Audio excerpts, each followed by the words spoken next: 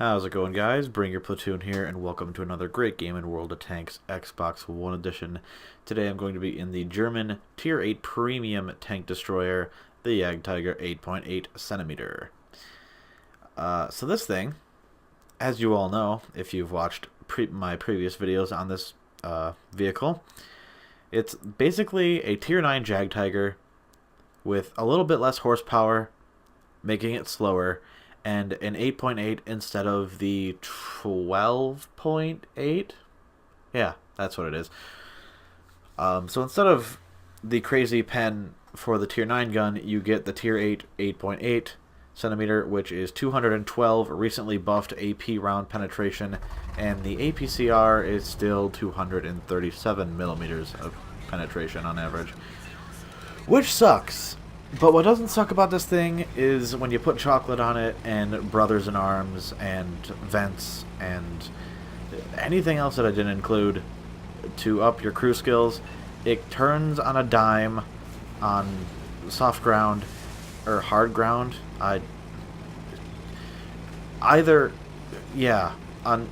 ground, like on paths that I'm traveling on right now, it'll turn on a dime even with the track damaged or whatever. But yeah, if you don't have all your good crew skills on here, it's basically a slower Jagdtiger that's a Tier 8.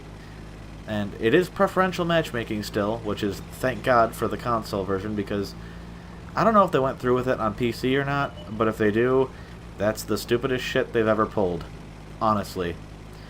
So this thing fires every 4.2 seconds with my current setup. I also have a gun rammer on, as well as optics and vents, which I mentioned before.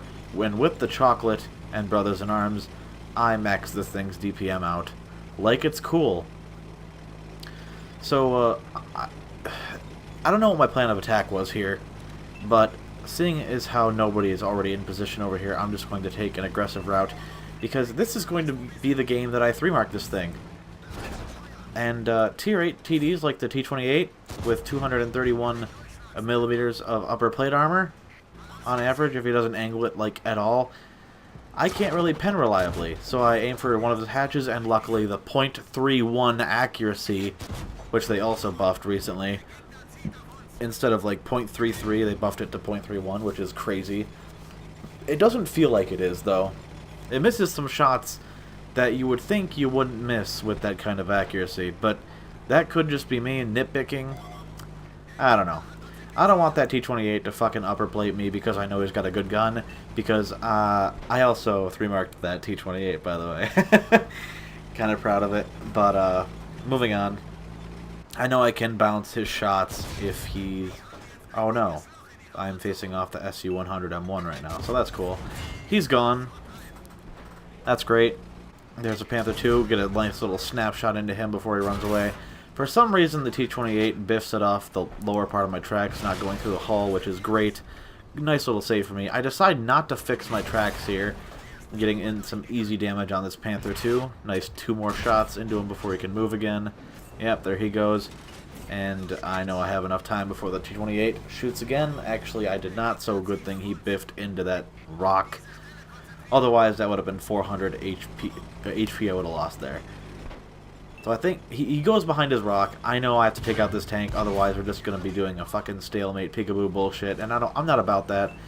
So I decided to be a little aggressive on this Panther 2, and very easily finish him off. I don't know why he wasn't aiming for my lower hull, but it could just be that he's a newer player and just fucking broke out the wallet to go to Tier 8. And as you can see, bouncing off the lower plate of the T28, it is a very great tank. I love the T28. I try to go through the gun cheek there, but it doesn't work. If you hit like the very perfect spot, it's only like 150 millimeters of protection. But if you hit that curve spot, then it's like 300. So, or like 250. Sorry. It's something crazy high for that little curved spot. But we're not talking about that tank once again. I'm still full health. And the only thing that's damaged on me is my track, which is good. I'm telling this Borsig, I'm looking at the map thinking, oh, they're going to try and cap the base. Alright, I only have like 2,000 damage right now, but if they all go to the base out in the open like that, I can just DPM the fuck out of them, getting the hull down, and maybe tracking somebody and getting some free damage along the way from my teammates. But that's not what's going to happen. This thing is phenomenal at taking on 2 or 3 tanks at once. You just track one. Well, that... Okay, well, let me clarify. 300 meters away, hull down, your best situation, you can deal with 2 to 3 tanks at once just because of how fast this fucking thing fires. It's unbelievably fast. 4.2 seconds, as I mentioned before, but you can see that in the gameplay if you just watch every time I fire. But, yeah, that was me going for the track shot. I fucked it up. I'm like, okay, whatever, I'll just hit him on the move, whatever. Getting as much damage as possible. I'm hull down right here. He cannot pen my upper hull unless he loads premium and gets lucky with his high roll, because the T-29 has 245 millimeters of penetration for the premium rounds. And I bounce off the Tiger P, but I still track him. Alright. Must have rubber tracks or something. I don't know.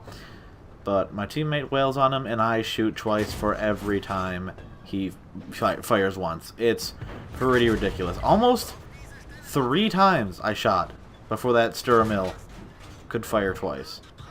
Pretty hilarious. Or is it twice that he...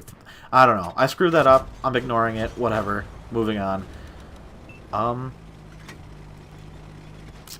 That's a French tank behind me. I don't know why I was talking about the Sturmill. The Sturmill. And then this Carnarvon fucking bum rushes my friend here, and he... like, what are you doing, guy? You want to kill that bad? Like, Jesus Christ. What's this game coming to? Fucking idiots YOLOing for a kill. A light tank YOLOing a base spawn for a couple spots and a little bit of damage from Artie, and then he dies instantly. Like, come on, guys. And there's an Object 416. I know he's got great concealment, but with my current setup, and, you know, I have optics on this thing, like I mentioned before, as well as recon, situational awareness, and chocolate, because that increases my view range as well, right, with the crew skills. And here comes this Banshee, who I was looking for the entire game, or I guess after I killed that T-29. Or was it even me that killed the T-29? But I know he's full health, and this will let me get my 3rd mark. So I'm like, okay, come to Papa. I want all your HP pool, because I have been trying to 3-mark this thing for probably, I guess, trying for about a year, just because I didn't like playing it that often, because it is slow, and it gets really boring, but it does spit out credits like a motherfucker. I will tell you that right now. It's just the playstyle is so...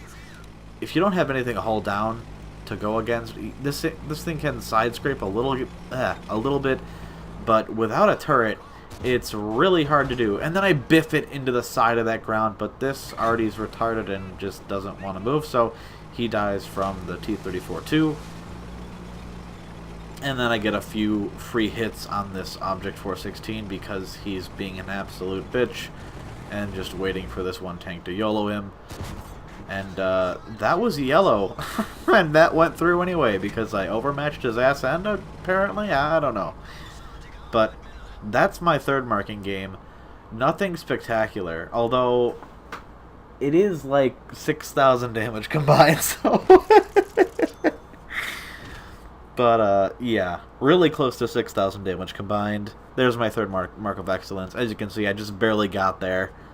I was like at 94.4, I want to say, before this game. I'd say relatively 4,500 damage a game. No. 35 or 4,000 damage a game, and you'll get the 3rd mark for this thing. So it's not terrible. It's just getting the right situations and the right maps. But... so is much like any tank that you're going to try and 3-mark. Anyway, hope you guys enjoyed the gameplay. Thank you for watching, and I'll catch you next time.